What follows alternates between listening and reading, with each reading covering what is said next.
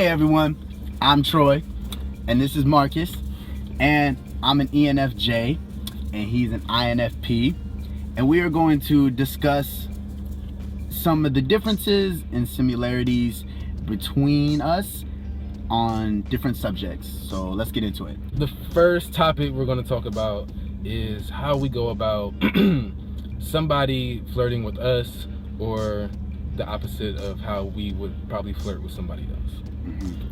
So, okay, how would I flirt? I'm low-key charming. Oh my god. Yeah, I like to use words, so I like to just make them feel good inside, right? I like to use my words and just make them feel like they're the only ones in the room. Right. That's how I would flirt. It's so funny. Of course, I'm the opposite. I like to be subliminal. I like to make eye contact, but not say anything. I kind of want to see if we can just mutually understand that we want to be with each other. Not be with each other. Hold on. But if we would even want to talk to each other, just from that, and then go from there. So I don't know. That's so interesting. Okay, so we're at a house party, and we see someone attractive. Right. How are you gonna approach it? They looking at you. First of all, if we're at a house party or something like that, I'd have to be. It just depends on what vibe I'm in. If I come in and I'm already feeling the vibe of the party and stuff like that, usually I probably come out a little bit more aggressive and actually come up and just start a conversation. But if I'm not in the feeling of a party and I'm observing the whole situation, then it might take me a while, and then like I said, as soon as we make eye contact and we both kind of give each other a certain look, then I feel kind of invited to talk to that person. Okay, let me picture. Okay, there's an attractive person right there. Right. They looking at me, I'm looking at them. I'll just go up to them. I can't have all this. I don't have the time, bro. What the hell? I'll just go up to them. I'll just start talking to them. See, I mean, well, that's the extrovert. I mean, that's true, man.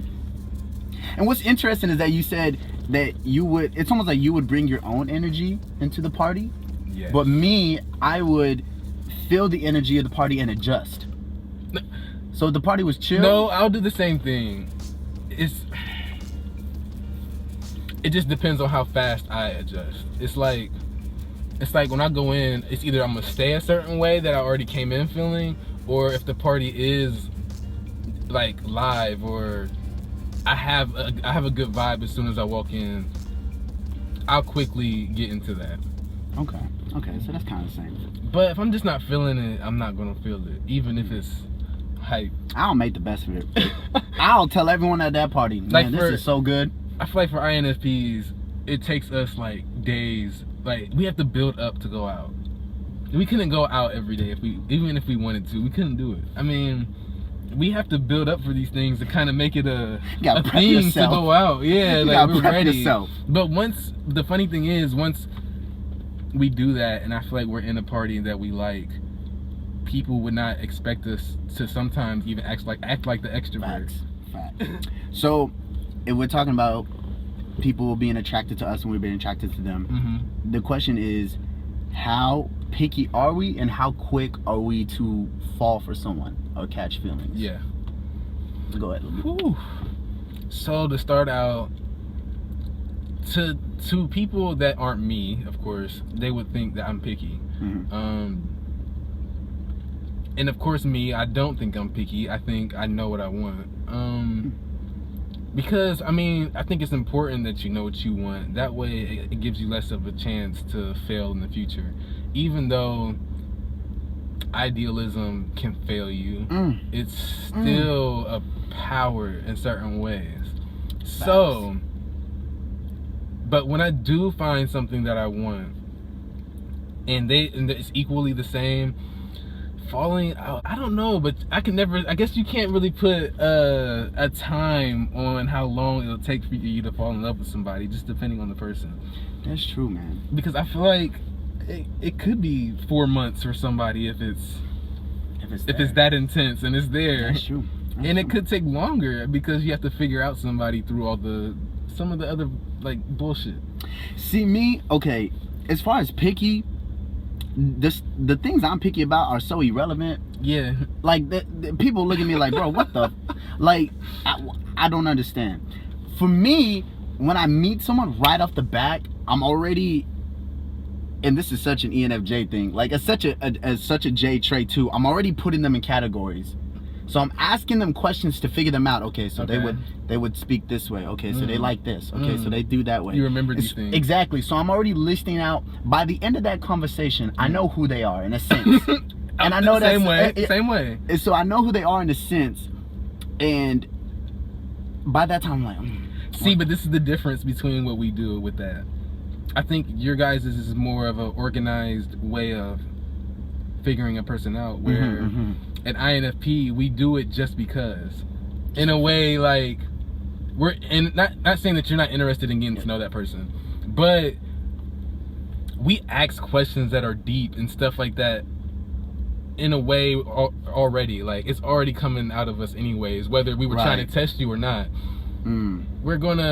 But we still do the same thing where how you answer the question gives me an idea of who you are. That's true. And where things can go. Exactly. And that's what I was going to talk about too, is like seeing the future. I'm like, can I be with you? Can I really be with you? But the thing for me is I fall quickly. Like that is me. Yeah. I just fall. I ain't got no shame to it either. I'll fall quickly. Look, man, the one thing that matters to me, if you listen to me, you have my heart there. See, this is so for everybody out there, this is what I always say with me and Troy. It's like we do things oppositely, but we want the same things. It's like we at different ends of the spectrum, but we get to the same point. Right. So it's the same way with me. Idealism is a gift and a curse. It's a gift, and let's talk about idealism. Idealism, I think, in relationships is something I've had to work on. So much, because you start to idealize the person, and then when you see them for who they are, you're like, bro, what the? You're saying, but then you start to think too, like, but they're humans. Nothing's gonna be perfect. Yes. But there's still that idealistic with INFPs, ENFPs, INFJs, and ENFJs. And there's certain things that we just can't deal with. Like, even so, I feel like we know being idealistic what's going to come out of it. But if it's bad, we can deal with it. As far as INFPs, I feel like we can deal with it as long as it's not one of those things that we just don't want you to do. Or don't want you to have. Like, that's true. A quality that you don't want to have. Yeah. Because, like, for me, an important thing, I guess, as I've gotten older too, if you can't listen to me talk about something that's deeper or abstract, if you can't at least try to show that you're somewhat interested in it, we can't be together. That's true. I mean, even if, and that's the thing, like, I search for people that are genuinely good people. Yeah. But even if you are a genuinely good person, if you don't have that thing where you can listen, it's just, I don't know, it can't happen with me. That's true for me, man. Give me appreciation. Yeah. Without me asking you. Exactly. I think that could be everyone though. Well, I don't know. I in think, different ways. Though. Yeah, that's true. Because like you said, you like to hear things, and I'm affirmation king. Like if you don't give me affirmation, I'll be so hurt. Like you don't have to do anything for me, and you don't have to give me gifts. Right. But the moment you take time out and say, this is what I love about you, and this is what I appreciate about you, you have my heart. Like I will buy you a jet, whatever you want. Like I'm just like, okay, you have my heart, take it. What do you want? I'll give you anything.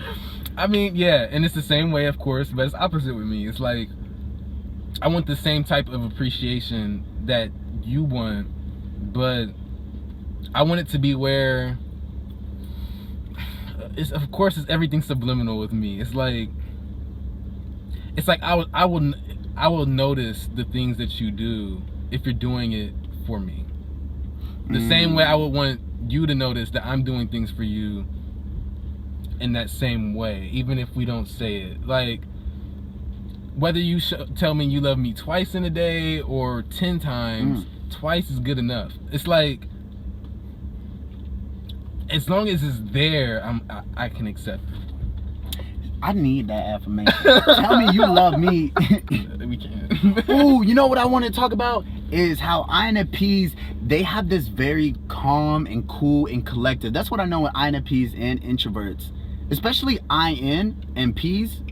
The T and the F, I've seen it with both. But y'all just have this very calm, cool, and collective feel about y'all. Like everything y'all do works and makes sense. And it's very subconscious and low key. It is subconscious. Whereas me, I'm extra as hell. You ain't never gonna have nothing low key from me.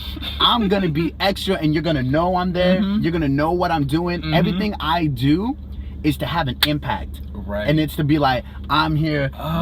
This is the piece. Oh, that is so crazy. It's true, man. It's true. Which both are good. Yeah, both are definitely good to have. I mean, puts on a hell of a performance. I think we need both as far as, I think that's the good thing about having extroverts and introverts. I mean, we need both. I think we need a little bit more of us, but that's okay. Let's talk about what you admire in an ENFJ. Yeah. Okay.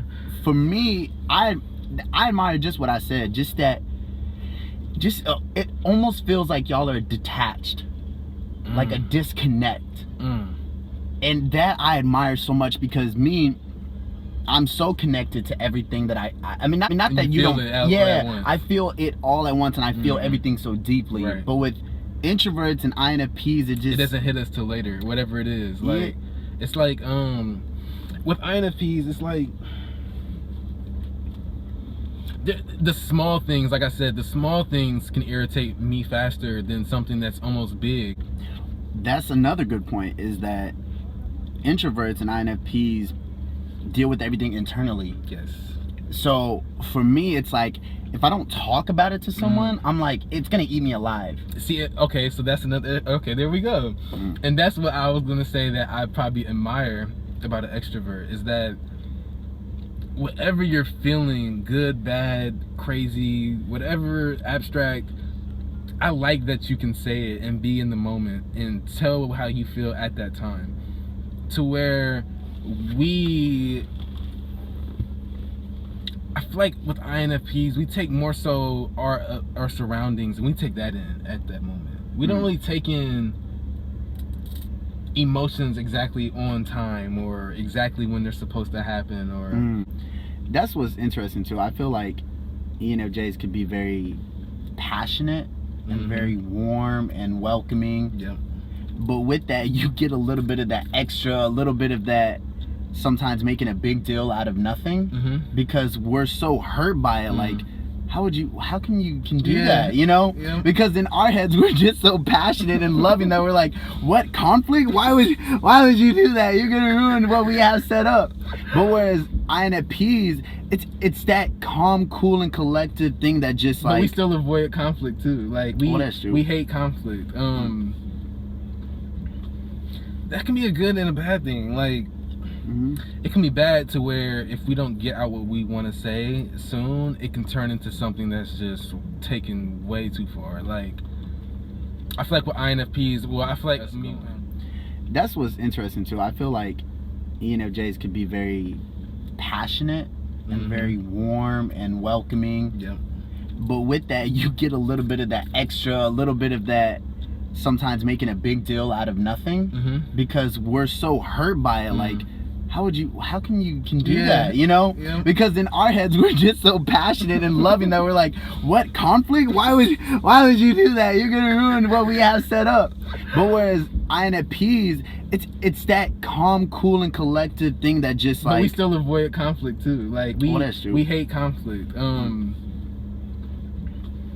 That can be a good and a bad thing. Like, it can be bad to where if we don't get out what we want to say soon, it can turn into something that's just taken way too. Yeah.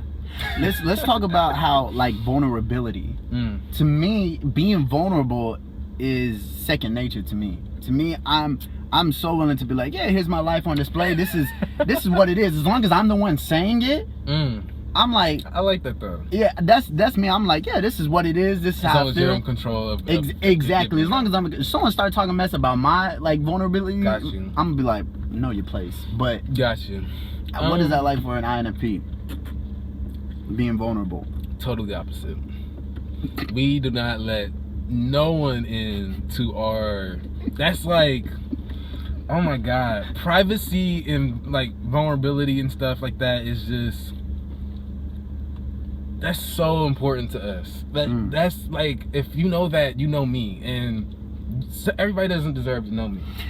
That's so interesting because in my head I'm thinking everyone knows me. That's fine. Yeah, like, to me, I'm like, it's like cool as long as you know, like you know me, so you know how to act and you know how to do this. Yeah. Like I get that. But us, it's like we can play a different character of us to people that don't know us in a vulnerable state. It's not that we're faking it. It's just a different matter. It's a different role. Yeah. That's so. I hope you guys enjoyed the video. Like and subscribe. Also, most importantly, comment. Let us know if we did a good job on repping each personality type, and also just maybe also your intake on how you would go about these things. Also, all the music done on this video is produced by me. You can listen to my music at troylira.com, and you can also subscribe to my channel where I'm going to be showcasing how I produce different songs and giving y'all behind the scenes. All right, so peace. Go live a positive life. Stay out of trouble. Don't do drugs. Can you imagine that? Don't do drugs. This motherfucker, show them what they got. Oh shit.